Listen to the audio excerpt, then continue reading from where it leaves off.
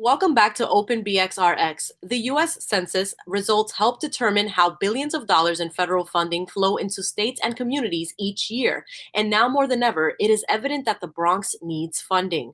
How are Bronxites participating in the census, and what can you do to make sure you and your family count? Joining us now is Jeff Behler, Regional Director at the US Census Bureau. Thank you for joining us, Jeff. Thank you for having me. It's a pleasure to be here today. First, can we just learn a little bit about the US Census? I gave a little description, but just give us your professional definition. Yeah, absolutely. So once every 10 years, as mandated by the U.S. Constitution, Article 1, Section 2, we have to conduct an enumeration of the people for the purposes of representation and funding. And that's what the census is. It's taking a snapshot of our nation, what our nation looks like, how many people are living here, the characteristics of our nation. We do that once every 10 years, and that's what a census is. Jeff, I'm curious about the participation so far in the census here in the Bronx. Can you give us a little bit of information on that? Yeah, so we're doing very well, actually. So New York City is in the low 40%, lower than national average, and some areas are in the Bronx are doing low. We are struggling, or lower. I don't want to say struggling, but the Woodlawn, Wakefield, Williamsbridge areas. But a promising story is Co-op City. Over 50.4% of the households in Co-op City have self-responded. So there's some really good news stories that come out of this, especially since New York City is in the heart of the COVID-19 pandemic. And with whether people are leaving or, they're just so tuned to COVID-19, or they're turning everything off just to, shut themselves away from hearing, 100% discussions on COVID-19. I think this is a great start to the census. We have some time, which is a really good thing. And what the tools that are available, and everyone can go online at 2020census.gov. You can see how the Bronx is doing on a daily basis. We update every day just after 3 o'clock. You can compare it, look at tract level, you can look at county level, and of course, see how we're doing compared to other states. Jeff, can you talk about the importance of taking this time in quarantine to fill out the census? Yeah, what a better time. So I've certainly heard from people that during these times of quarantine and isolation, that they feel powerless. And I can't think of a better way to support your health professionals, your emergency services, your first responders, these essential employees, than to fill out your census.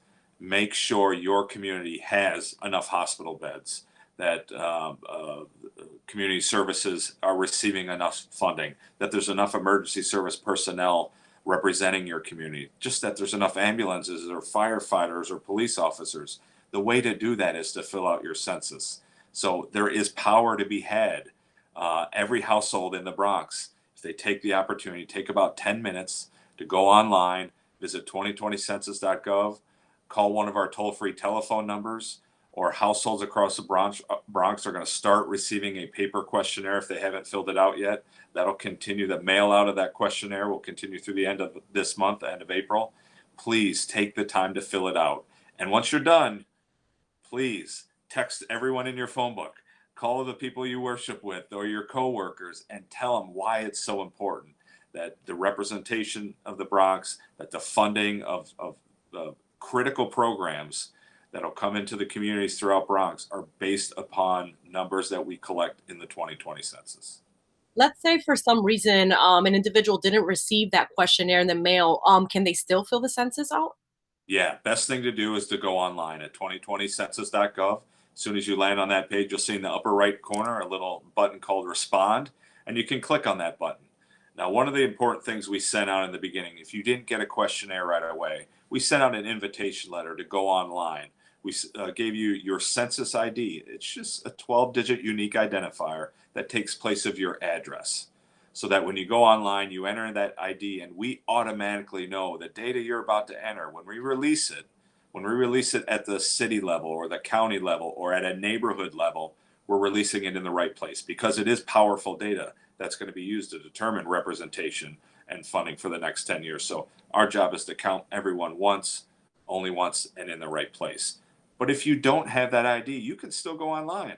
Right below the area where you enter your 12-digit ID, there's a little link that says, I don't have, or if you don't have your census ID, click here. You click on that button, an address screen will pop up. We just ask that you key in your address of where you live, and then you can go on and enter in your census information. So it truly is easy. And if you don't want to do it over the internet, we certainly understand not everyone's comfortable with that. Online at 2020census.gov, if you click on how to respond, you'll see a list of 13 different telephone numbers, one for every language that we support. Call the toll-free number. A census personnel on a federal employee on the other line. You call the Chinese line. Someone who speaks Chinese will pick up the phone and immediately begin conversing with you in language, answer any questions you have, and then collect your information. So we're trying to make it as easy as possible for people to respond. And now, Jeff, for those with security concerns, how has the census ensured that information is never compromised? Yeah, great question. And that's part of our census conversation when we say the census is safe. So every piece of data that we collect is protected under federal law. And a lot of people don't realize that. There's a Title 13 created in 1954, basically states we can never release information at the person or household level. So when we release our data, it's at the state level, at a county level, at a city level, at a census tract level. It can never be at a person or household level. Local, state, federal law enforcement can never access our data at any time for any reason, period. That means Homeland Security and ICE can never access our data. Even the Patriot Act doesn't supersede Title 13. The Census Bureau has been taken to federal court numerous times over the past 7 decades. People challenging us for very good reasons, trying to get our data at the person level, and we have won every time. There has never been a breach of Title 13. In addition, everyone who works on a census, whether it's your permanent employee, whether you work for a 4-week operation, you take an oath of confidentiality, and that oath is for life. If I were to release information that would identify an individual or household, I'll be fined up to $250,000 and imprisoned up to 5 years. So we know that the public's trust is the foundation of getting a complete and accurate count.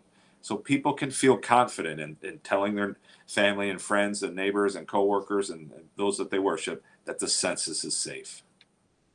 And just an emphasis on what filling the census will help bring to the Bronx community.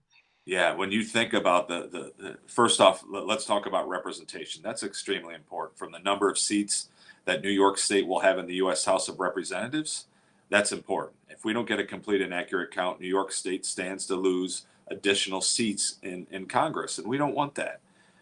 At the local level and the state level, states will use this data for their redistricting purposes, for drawing school districts, for drawing voting precincts. Businesses are going to use this data to determine where they want to grow. They want to go to places where there's a customer base or where they will have the ability to hire people to work for them. So businesses use this data all the time, but it really comes down to the funding.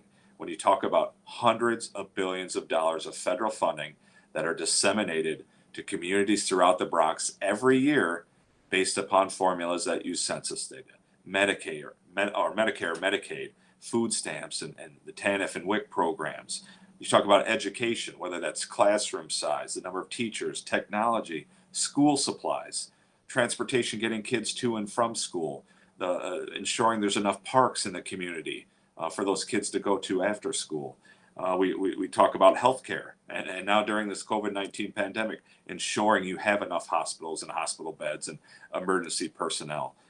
Also, higher education with Pell Grants, community block development grants, so communities can use this information, improving transit systems and roads.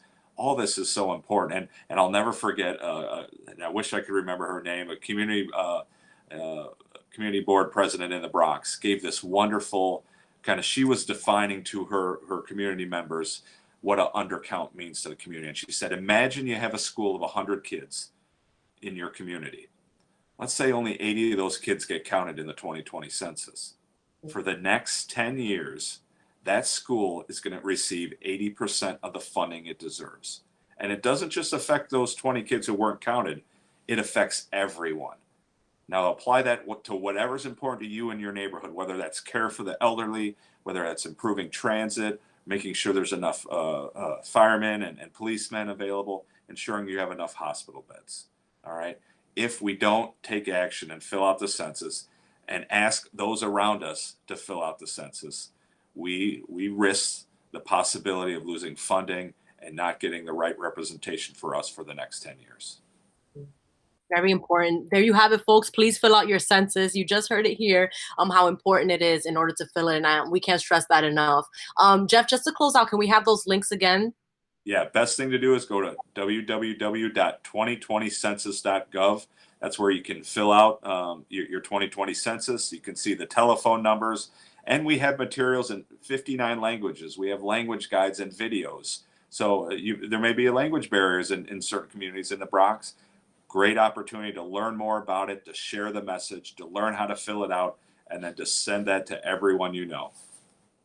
Thank you again, Jeff, for your time. Regional Director at the US Census Bureau, Jeff Behler. Thank you very much. Folks, if you haven't filled out your census yet, it only takes 10 minutes. Please visit 2020census.gov and click respond to start the quick questionnaire.